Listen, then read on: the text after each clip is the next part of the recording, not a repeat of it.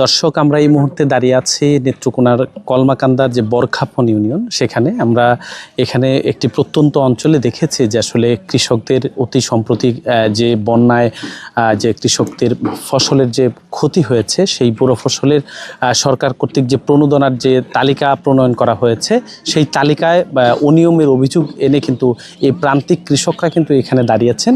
এই জায়গাটির নাম হচ্ছে উদয়পুর বাজার। আপনি আমার পেছনেই দেখছেন যে প্রায় শত শত কৃষক এই এলাকার, তারা কিন্তু এখানে এসছেন এবং তাদের দাবি হচ্ছে তাদের এই এলাকার যে তাদের জমি আছে, সেই জমি কিন্তু অতি সম্প্রতি যে বন্যা, সেই বন্যায় ক্ষতিগ্রস্ত হয়েছে এবং এই ক্ষতিগ্রস্ত যে প্রকৃত কৃষক যারা রয়েছেন তাদের নাম তালিকায় অন্তর্ভুক্ত হয়নি এবং তারা যে সরকার কর্তৃক যে প্রণোদনা নির্ধারণ করা হয়েছে সেটিও কিন্তু তারা পাননি, যে কারণে আসলে কিন্তু এই এলাকার শত শত নারী পুরুষ তারা কিন্তু এখানে এই তালিকা যারা প্রণয়ন করেছে তাদের শাস্তি এবং প্রকৃত যে সকল ক্ষতিগ্রস্ত রয়েছে তাদের তালিকায় অন্তর্ভুক্ত করার দাবিতে কিন্তু এখানে তারা প্রতিবাদী মানববন্ধন করছেন এবং সকাল থেকেই কিন্তু এখানে এই কৃষকরা, এই এলাকার বরখাপন এলাকার কৃষকরা জড়ো হয়েছেন এবং তারা সরকারের কাছে দাবি জানিয়েছেন যে বন্যায় ক্ষতিগ্রস্ত যে সকল কৃষক রয়েছে তাদের নাম তালিকাভুক্ত না করেই কিন্তু এই এলাকার যে প্রভাবশালী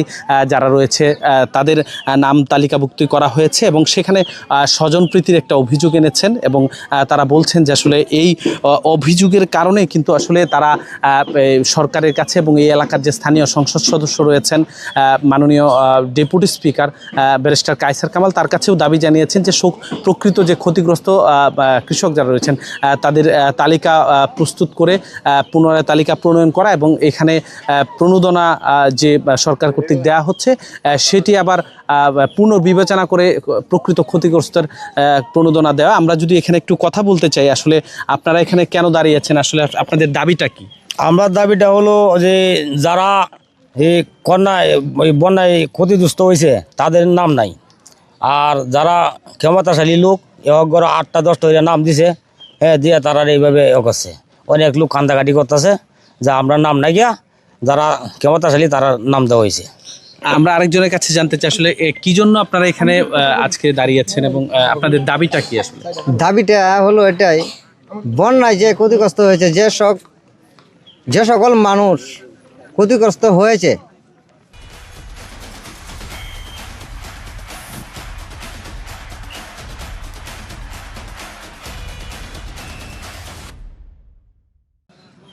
আর যারা দলের পিছনে নিয়ে ঘোরাফেরা করছে, ওরার কোনো নাম নাই, ওরার কোনো চিহ্ন ভিন্ন নাই, ওরার জমিন জিরাত অনেকেই নষ্ট হয়েছে, ধান বন অনেকেই নষ্টর মাধ্যমে আছে।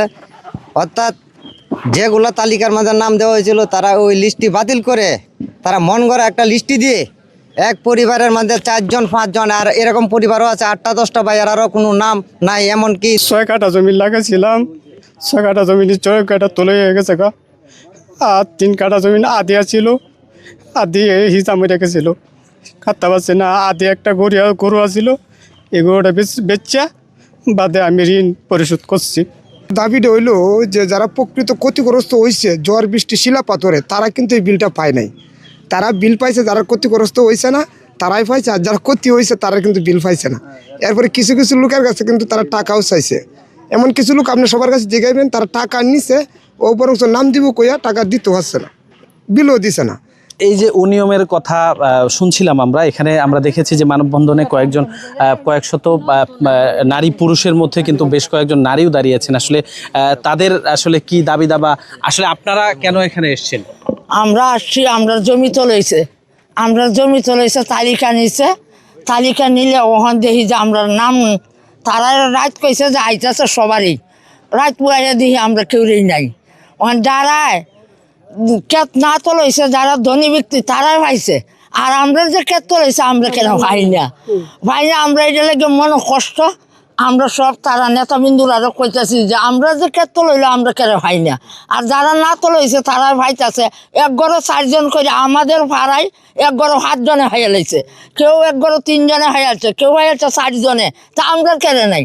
এই গর্জির মাঝে 2টা হইলে নাম দিত আর 3টা করে নাম অন্য কেউ দিত, এটা সুন্দর হইল না? এই কামটা কেন করলো?